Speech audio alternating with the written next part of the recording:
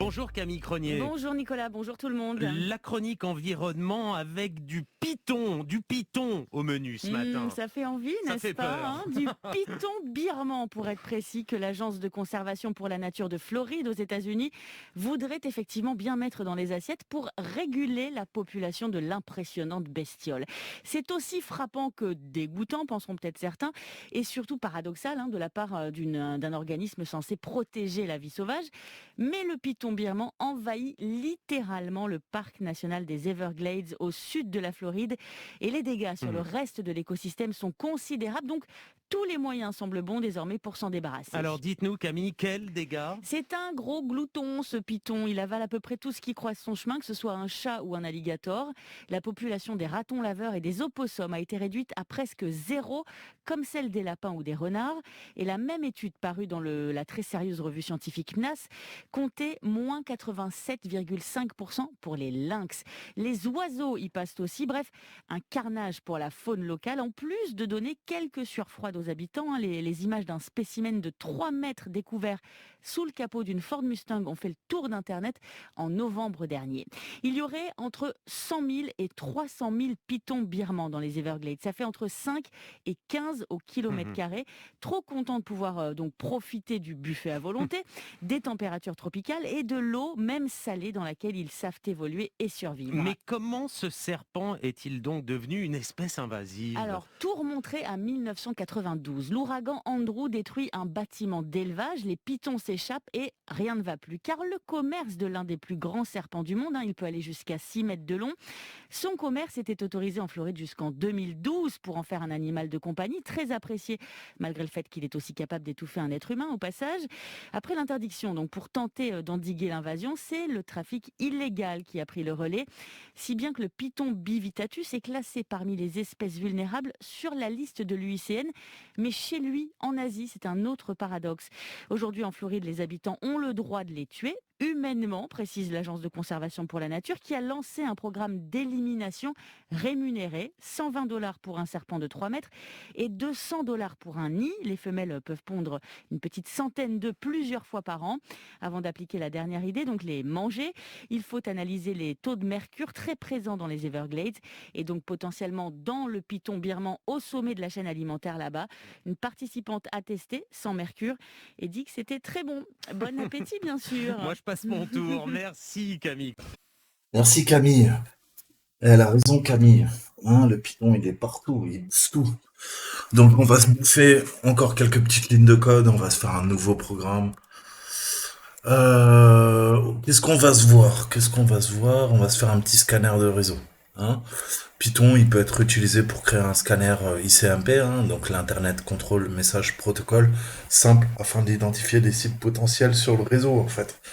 Donc les paquets ICMP, ils peuvent être surveillés ou bloqués hein, par votre cible, mais elle s'attendra pas qu'un utilisateur régulier envoie un ping à un serveur. On va feinter le système. D'autre part, les systèmes peuvent être configurés pour ne pas répondre aux demandes ICMP. C'est aussi le cas. Donc les principales raisons pour lesquelles l'utilisation de l'ARP, hein, l'Address Resolution Protocol, pour identifier les cibles sur le réseau local est plus efficace. Donc pareil, on va voir avec quelques lignes de code. Une fois, imaginons que j'ai un foothold sur une machine, comment je vais pouvoir coder un petit programme qui va venir requêter via le protocole ARP, ok, pour être extrêmement discret. Et on va essayer de scanner les 256 machines qui sont sur le réseau avec quelques lignes de code. Encore une fois, c'est parti.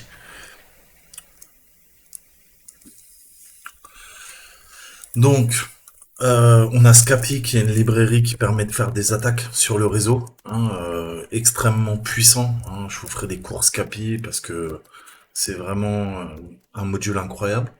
Là, je lui demande de charger tous les modules, importe tous les modules à partir de la librairie qui s'appelle Scapy All.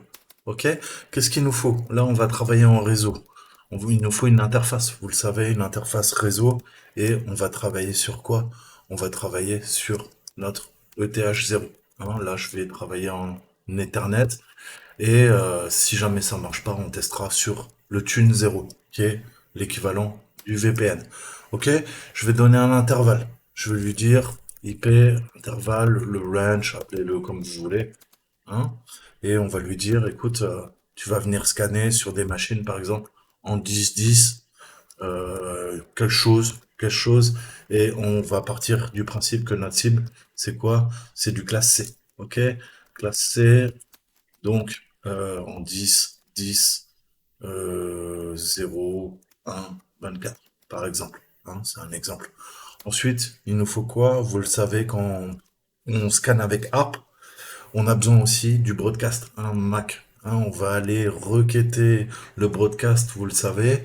Là, ça sera quoi? Ça sera ma machine en 10, 10, quelque chose, 255, 24. Ok, c'est la dernière, c'est la 255e, puisqu'on commence à partir de zéro, euh, qui va venir scanner, enfin, énumérer le broadcast. Donc le broadcast, on envoie à tous les ordinateurs, on va envoyer quoi? Une requête de demande d'adresse MAC. Ok?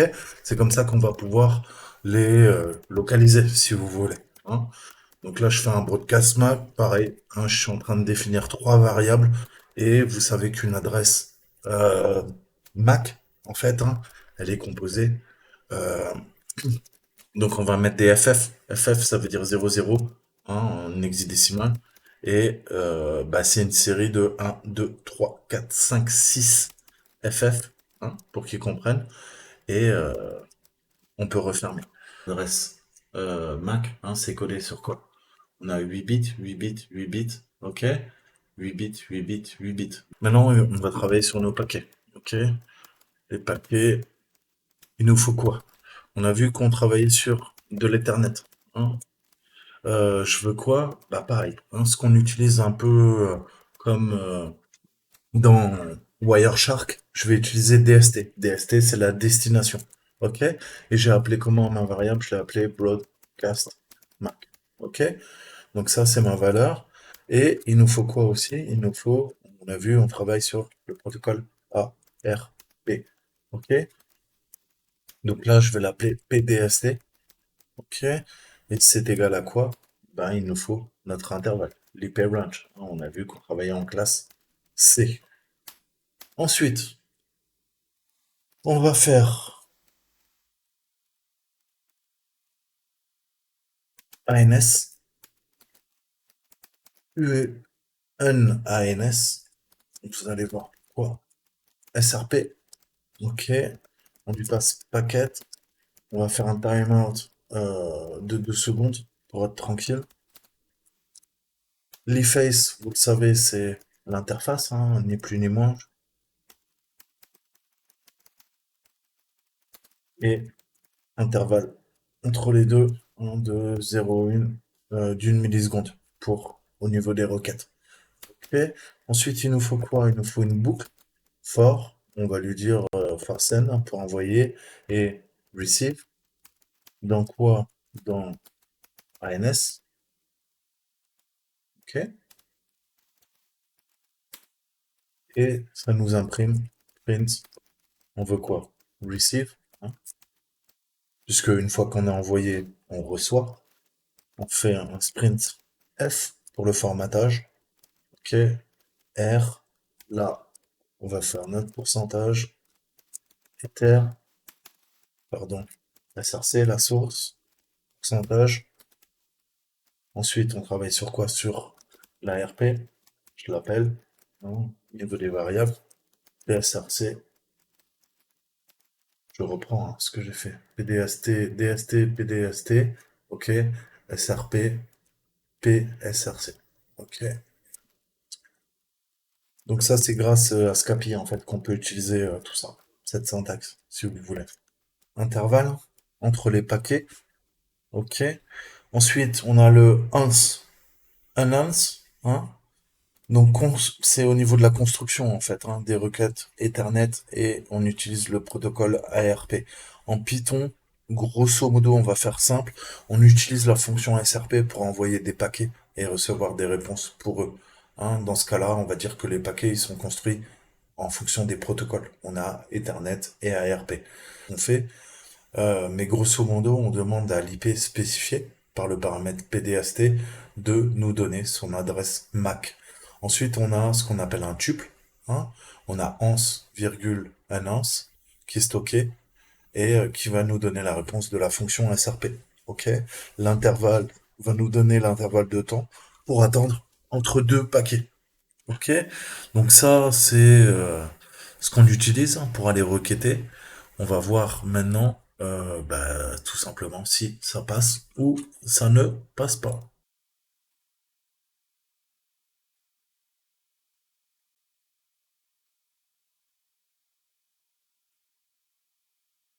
Voilà. Bon, c'est normal, je suis tout seul. Ok? Mais voilà, vous pouvez vous garder ce petit programme et ça vous servira si jamais vous êtes sur une machine, vous l'attaquez, vous pouvez l'exécuter. Le Python, très souvent, c'est installé. Ok?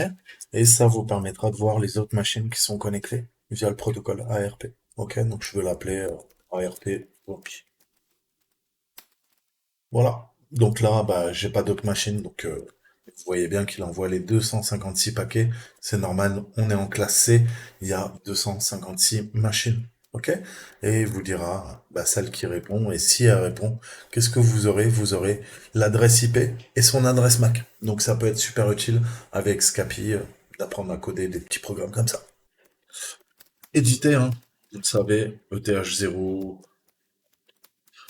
Thune 0, si je veux passer par le tunneling, par mon VPN, ok. Si je dois attaquer du 198, je lui mettrai 198, 192, 168, pardon. Ok. Tout dépend des réseaux. Il va falloir adapter. Ok. Vous pouvez passer avec le CIDR de 24, vous pouvez passer en 16, vous pouvez passer en 12. À vous de modifier, de bidouiller, hein. Bien connaître votre réseau pour pouvoir le scanner. Mais ça fait un petit programme que vous pouvez pousser et c'est toujours utile. Donc Scapy, on verra, hein, mais c'est extrêmement utile pour faire là des requêtes ARP. Ok, on s'est servi de notre petit tuple hein, pour gérer les intervalles, le timeout, deface, l'interface. Ok, si on doit changer, je vous ai dit, le réseau, en fonction de ce que vous attaquez, vous allez modifier cette variable. Si vous devez changer l'interface, ça se passera là. Ok, imaginons, je sais pas que vous devez l'attaquer vers du Wi-Fi. Ok, vous allez être VLAN 0, etc., etc. Je pense que vous avez compris. Et donc voilà, j'espère que ça vous a plu. Vous pouvez tester sur votre Windows. À mon avis, il détectera votre routeur, vos téléphones, vos tablettes, ok? Moi là, je suis sur un VLAN spécial, donc à part ma machine, il n'y a rien d'autre, ok?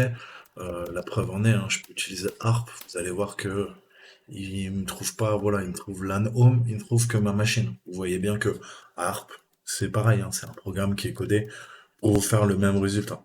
C'est juste pour vous montrer qu'on a des programmes sous Kali qui font le boulot hein, sans aucun problème, mais on peut coder notre propre petit programme là grâce à la librairie Scapy. Allez, bien, à bientôt, ciao ciao.